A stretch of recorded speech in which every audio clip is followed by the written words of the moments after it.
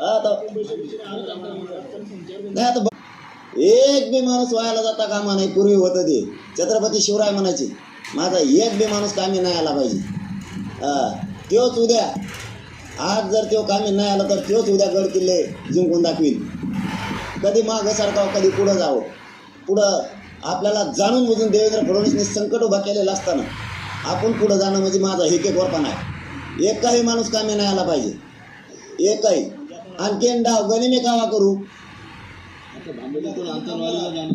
बघतो ना, विचारतो ना. थोडंसं तुम्ही जर एका बाजू झाले तर मला खाली बसा बरं, आपल्या तुमचे तोंड दिसते मला, म्हणजे मला बोलता येईल. उभ्याने मागच्याचं काही दिसा